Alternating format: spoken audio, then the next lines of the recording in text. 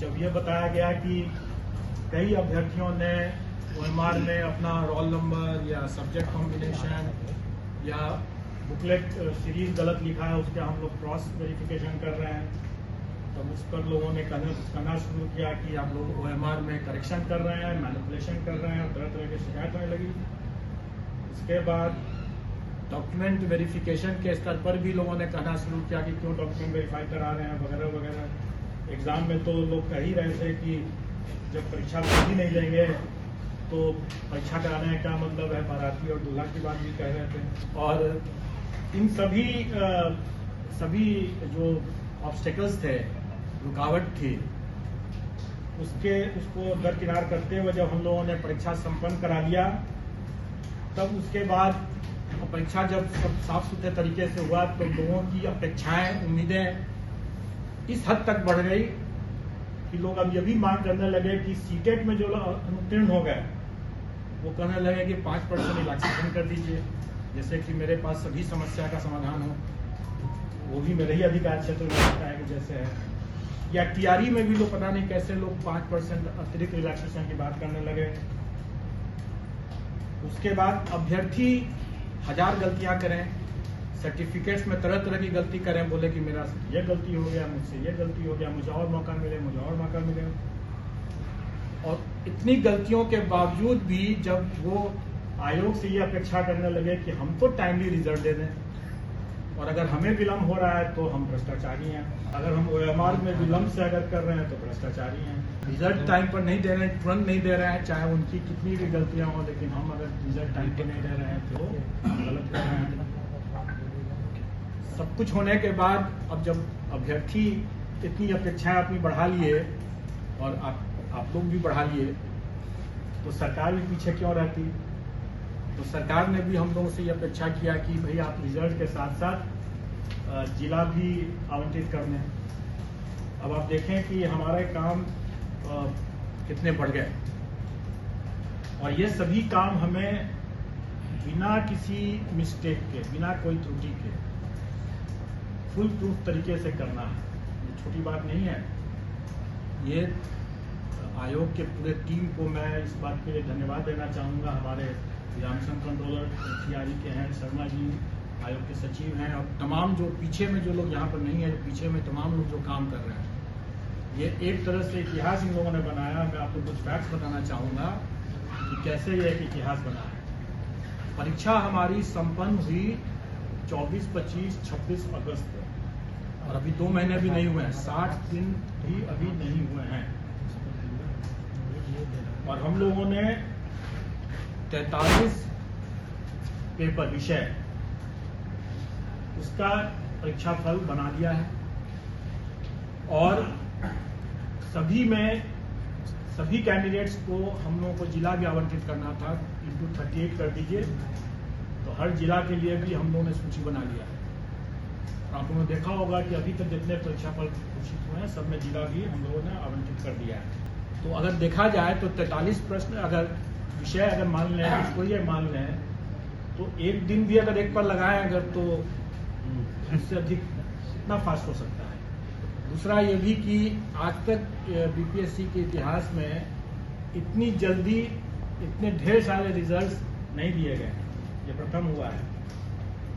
दूसरी बात, जो लोग कहते रहे कि हम लोगों ने रिलैक्स कर दिया क्वालिफाइंग कट ऑफ 75% हासिल करने के लिए इस उद्देश्य से, और इसमें गुणवत्तापूर्ण शिक्षा प्रभावित हुई, तो ऐसी कोई बात नहीं है। आप लोगों को ये सुखद आश्चर्य होगा, और ये बात तो हम लोगों को भी अनुमान था कि बिहार के अभ्यर्थी काफ़ी काबिल हैं, और उन्हें इनका काफ़ी एक्सपीरियंस भी है, तजुर्बा है ऐसे प्रतियोगी परीक्षाओं को देते रहने का, और इसीलिए हम लोग कॉन्फिडेंट थे। जबकि कई लोगों ने इस बात को उठाया था कि बड़ा कठिन प्रश्न आ गया है, कैसे होगा, क्या होगा।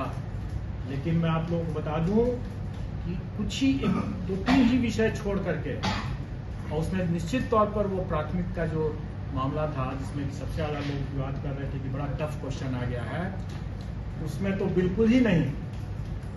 किसी भी विषय में 1-2 विषय को छोड़ करके, 1-2 मामले को छोड़ करके किसी भी मामले में हमें अपने क्वालिफाइंग कट ऑफ को रिलैक्स करने की जरूरत नहीं पड़ी है। सभी अभ्यर्थी अच्छी गुणवत्ता के हैं और जो सफल हुए हैं वो निश्चित तौर पर अच्छे लोग हैं। इस परीक्षा में हम लोगों ने बड़े पैमाने पर टेक्नोलॉजी का उपयोग किया। कुछ की बानगी तो आप लोगों ने यहाँ के आयोग के हमारे कमांड कंट्रोल रूम को भी देख करके आप लोगों ने समझ लिया होगा। कुछ की बानगी जो मुन्ना भाई पकड़े गए उन्हें भी अब समझ में आ गया होगा। और इसके अलावा जो मैं बार बार ये कहता रहा हूँ कि जो कार्य हम पर्दे के समक्ष करते हैं वो सब लोग देखते हैं, सब लोग की नज़र में रहता है, लेकिन उससे कहीं ज़्यादा कार्य जो होता है वो पर्दे के पीछे भी होता है। और पर्दे के पीछे का कार्य महत्वपूर्ण होता है, लोग नज़र में नहीं रहता है, इसलिए ज़्यादा उसमें हम लोगों को एहतियात बरतने की जरूरत पड़ती है। आज जो हम इतने परीक्षा फल को बनाए हैं और आज जो हम जिला आवंटन कर पाए हैं इतने कम समय में, इसका श्रेय जाता है हम लोगों के टेक्नोलॉजी को यूज़ करने का। हम लोगों ने सारा चीज़ सॉफ्टवेयर से किया, रिजल्ट भी बनाया सॉफ्टवेयर से और डिस्ट्रिक्ट एलोकेशन भी सॉफ्टवेयर से हम लोगों ने किया है। और इसको हम लोगों ने आगे बढ़ाते हुए, क्योंकि हम लोगों ने देखा कि डॉक्यूमेंट वेरिफिकेशन के समय जो हम लोगों ने 11, 12 एंड 9, 10 का जो डॉक्यूमेंट वेरीफाई कराया है, वेरिफिकेशन का काम कराया है, उसमें हम लोगों ने पाया कि अभ्यर्थी आवेदन देते समय 1000 तरह की गलतियां कर बैठे थे। उसके बाद जब वो वहाँ पर डॉक्यूमेंट वेरिफिकेशन के लिए आए तो उसमें भी कई गलतियां हुई, क्योंकि कई लोगों का तो पूर्ण वेरिफिकेशन हो गया लेकिन कुछ लोगों का पार्शियल हुआ।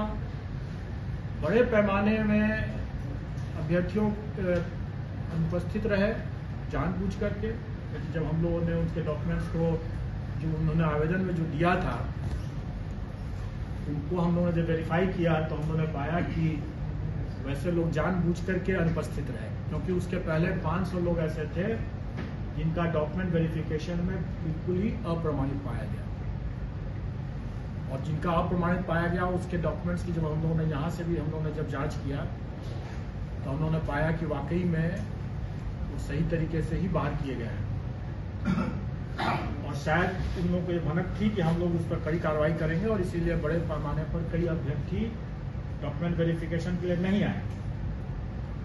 लेकिन कई ऐसे जेन्युइन अभ्यर्थी भी हो सकते हैं जो डॉक्यूमेंट वेरिफिकेशन में नहीं आए, क्योंकि हम लोगों ने उनका भी डॉक्यूमेंट अपने स्तर से चेक करने की कोशिश की। कुछ लोगों का पार्शियल वेरिफिकेशन हुआ था, उन लोगों का भी हम लोगों ने डॉक्यूमेंट देखा। इन सब कठिनाइयों को देखते हुए हम लोगों ने यह निर्णय लिया कि हम लोग को इसमें भी टेक्नोलॉजी का उपयोग करना पड़ेगा, क्योंकि हम लोग ये सारा कार्य खुद नहीं कर सकते। इतने बड़ी संख्या में जब ये हो रहा है तो हमें विकेंद्रीकृत दस्तावेज सत्यापन प्रक्रिया स्थापित करनी होगी और वो हम लोगों ने किया। डिसेंट्रलाइज्ड डॉक्यूमेंट वेरिफिकेशन की व्यवस्था हम लोगों ने किया, जिसमें हम लोगों ने टेक्नोलॉजी एक लगाया है कि जो भी डॉक्यूमेंट अभ्यर्थी हमारे यहाँ देंगे वो हमारे ही पोर्टल से डाउनलोड करके जाएंगे, क्योंकि हमारे पोर्टल के बिना उससे डाउनलोड अगर नहीं किया हुआ होगा तो उसमें वाटर मार्किंग नहीं रहेगा। इसका मतलब ये होगा कि वो डॉक्यूमेंट हमारे पोर्टल पर नहीं है। तो जो चीज़ हमारे पोर्टल पर नहीं है उसका हम कोई संज्ञान नहीं ले सकते हैं। और इसीलिए हम लोगों ने जो डिसेंट्रलाइज्ड डॉक्यूमेंट वेरिफिकेशन की बात किया उसमें भी हम लोगों ने हिदायत दे दी है कि जो डॉक्यूमेंट आयोग के पोर्टल पर है ही नहीं उसका कोई संज्ञान नहीं लिया जा सकता। इसलिए जब भी कोई अभ्यर्थी वहाँ जाते हैं, जो सफल अभ्यर्थी जाते हैं डिसेंट्रलाइज्ड डॉक्यूमेंट वेरिफिकेशन के समय, अपने योगदान करने के समय, अगर उनको लगता है कि कोई डॉक्यूमेंट जरूरी है और वो हमारे पोर्टल पर नहीं उन्होंने अपलोड किया है तो वो बेशक अपलोड कर दें, अपलोड करें और फिर डाउनलोड करें और फिर उसको लेकर जाएं, क्योंकि उसमें वाटर मार्क हो जाएगा, वो प्रूफ होगा कि हमारे यहाँ वो आयोग के पोर्टल पर न डालते हैं। क्योंकि यही बाद में 10 साल 20 साल जब भी खोजा जाएगा तो यही डॉक्यूमेंट रहेगा और ये बहुत आवश्यक है। और इसीलिए इसमें भी हम लोगों ने टेक्नोलॉजी यूज़ किया कि वाटर मार्किंग और उसका रजिस्ट्रेशन नंबर दोनों को हम लोगों ने अंकित कर दिया।